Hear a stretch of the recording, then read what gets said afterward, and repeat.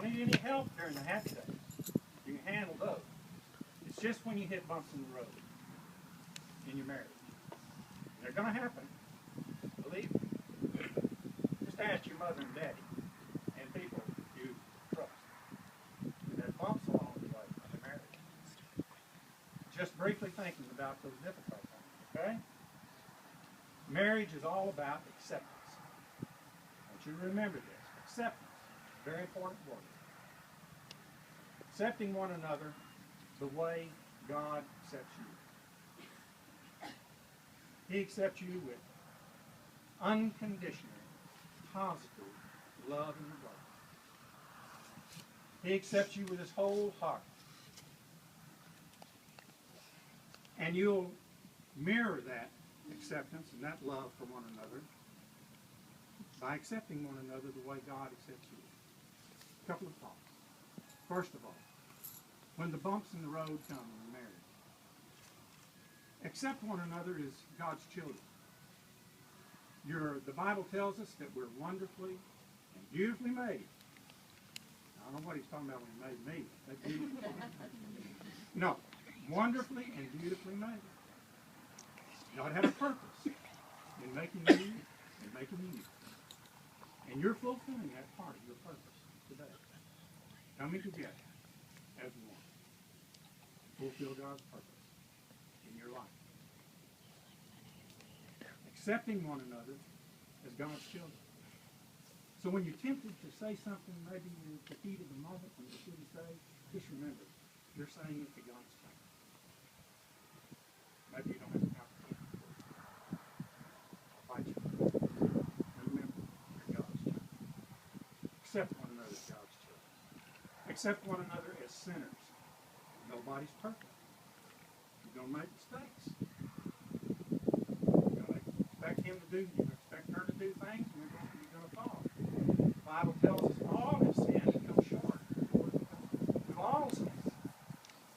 None of us are perfect. So when we fall short of the mark, the word is forgiveness. God gave you all to forgive everyone. We can forgive one another in our lives together. That was a sermon. Okay? If it is your desire, I know it is your desire to marry one, live together forever, letting no one put it asunder. I'll ask you to respond to these vows I'm going to read to you. Okay? Donald, do you take Jill to be your wife?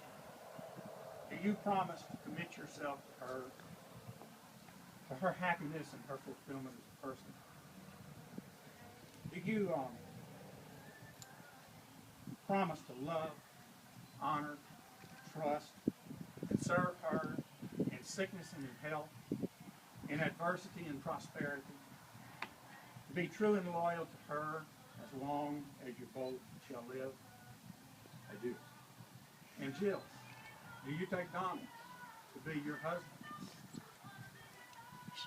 To commit yourself to his happiness and his fulfillment in God's kingdom? Do you promise to love, honor, trust, serve her in sickness, serve him in sickness and in health, and adversity and prosperity? You promise to be true and loyal to him so long as you both shall live. Okay? So I'm going to ask you to exchange rings at this time. So Donald, would you please get the ring from your best man here?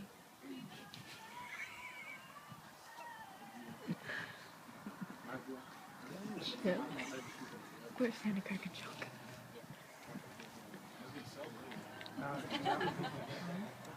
Split it with me and all right.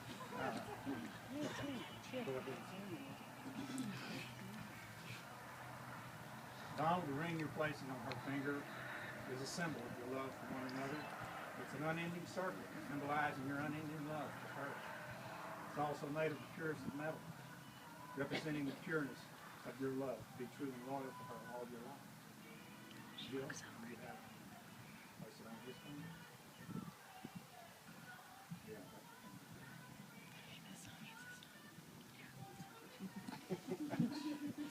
And this too, Jill, represents the eternal nature of your love for him, for Donald, and the purity of your love for him, that you'll be true and loyal to him all your life. Okay?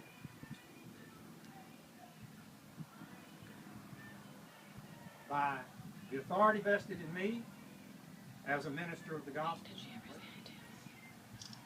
and according to the laws of this state, I now pronounce you husband and wife. Donald, you may kiss your bride.